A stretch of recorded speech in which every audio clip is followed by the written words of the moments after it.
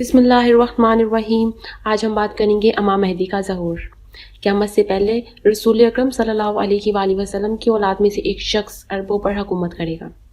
حضرت عبداللہ رضی اللہ تعالیٰ عنہ کہتے ہیں، رسول اللہ صلی اللہ علیہ وآلہ وسلم نے فرمایا، دنیا ختم نہیں ہوگی یہاں تک کہ عرب کا ایک بادشاہ ایک ایسا آدمی بنے گا جو میرے اہل بیت میں سے ہوگا، اس کا نام میرے نام جیسا ہوگا۔ اسے ترمذی نے روایت کیا ہے۔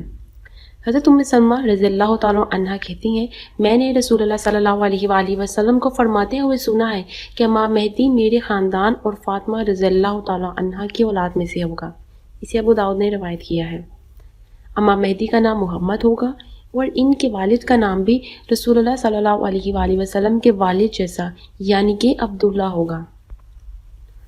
حضرت عبداللہ رضی اللہ تعالیٰ عنہ سے روایت ہے کہ نبی اکرم صلی اللہ علیہ وآلہ وسلم نے فرمایا، اگر دنیا کا صرف ایک دن باقی رہ جائے تب بھی اللہ تعالیٰ اس دن کو اتنا لمبا کر دے گا کہ میرے خاندان یا میرے اہل بیت سے ایک شخص کو خلیفہ بنائے گا جس کا نام میرے نام پر ہوگا اور جس کے باپ کا نام میرے باپ کے نام پر ہوگا۔ اسے ابو داؤد نے روایت کیا ہے۔ خلیفہ وقت کی موت کے بعد نئے خلیفہ کے بیعت پر اختلاف ہوگا۔ بالآخر امام مہدی یعنی محمد بن عبداللہ کی بیعت پر لوگ متفق ہو جائیں گے۔ امام موصوف کی بیعت مسجد حرام میں حجر اسود اور مقام ابراہیم کے درمیان ہوگی۔ امام مہدی کی بیعت کو بغاوت سمجھ کر کچلنے کے لیے آنے والا لشکر بیدہ کے مقام پر دھنس جائے گا۔ امام مہدی کی یہ کرامت دیکھ کر عراق اور شام کے علماء جوک در جوک امام صاحب کی بیعت کے لیے مکہ مکرمہ پہنچنا شروع ہو جائیں گے۔ حضرت ام سلمہ رضی اللہ تعالیٰ عنہا کہتی ہیں، میں نے رسول اللہ صلی اللہ علیہ وآلہ وسلم کو فرماتے ہوئے سنا ہے کہ ایک خلیفہ کی وفات پر لوگوں میں اختلاف ہو جائے گا۔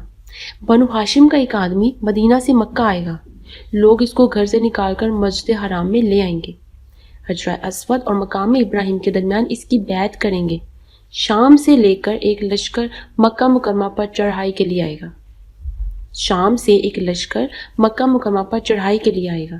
جب وہ بیدہ کے مقام پر پہنچے گا تو اسے دھنسا دیا جائے گا۔ اس کے بعد عراق اور شام کے جتنے بھی علماء ہیں وہ امام مہدی کے پاس بیعت کے لیے آئیں گے۔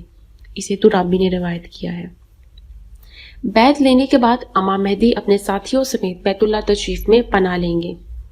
ابتدا میں امام موصوف کے ساتھیوں کی تعداد اور وسائل بہت کم ہوں گے، وہ کسی فوج سے مقابلے کی طاقت نہیں رکھتے ہوں گے، لیکن اللہ تعالیٰ خصف کے ذریعے ان کی مدد فرمائیں گے۔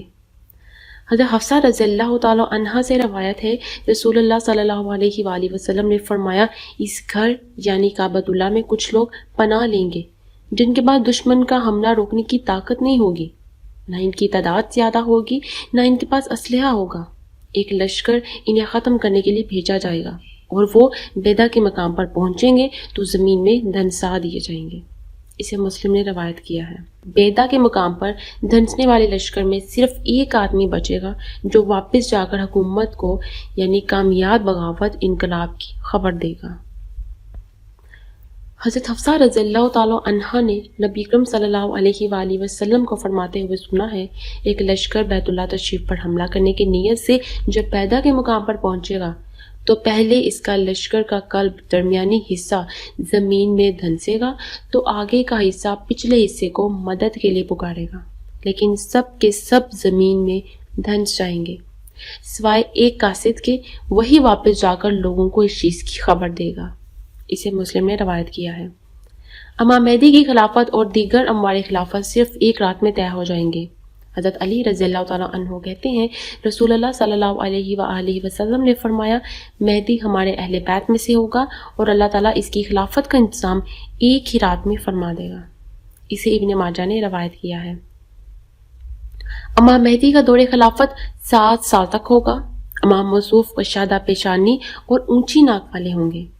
امام مہدی اپنے دور حکومت میں مکمل عدل و انصاف قائم کریں گے۔ حضرت ابو سعید رضی اللہ تعالیٰ عنہ کہتے ہیں، رسول اللہ صلی اللہ علیہ وآلہ وسلم نے فرمایا، مہدی مجھ سے ہوگا، اس کی پیشانی کشادہ اور ناک اونچی ہوگی، زمین کو عدل و انصاف سے اس طرح بھر دے گا جس طرح وہ ظلم اور جور سے بھری ہوئی تھی، وہ 7 سال تک حکومت کرے گا۔ اسے ابو داؤد نے روایت کیا ہے۔ خلیفہ مہدی کے زمانے میں دولت کی اس قدر فراوانی ہوگی کہ وہ عوام میں بلا حساب کتاب دولت تقسیم کریں گے۔ حضرت ابو سعید رضی اللہ تعالیٰ عنہ کہتے ہیں رسول اللہ صلی اللہ علیہ وآلہ وسلم نے فرمایا آخری زمانے میں ایک خلیفہ ہوگا جو مال بغیر گنتی کے تقسیم کرے گا. اسے مسلم نے روایت کیا ہے. امام مہدی فجر کی نماز پڑھانے کے لیے کھڑے ہوں گے کہ حضرت عیسیٰ علیہ السلام آسمان سے نازل ہوں گے اور امام مہدی کی امامت میں نماز ادا کریں گے. حضرت جابر بن عبداللہ رضی اللہ تعالیٰ عنہ کہتے ہیں میں نے نبی اکرم صلی اللہ علیہ وآلہ وسلم کو فرماتے ہوئے سنا ہے میری امت کا ایک گروہ وہ ہمیشہ حق کے لیے لڑتا رہے گا اور وہ قیامت تک حق پر غالب رہے گا.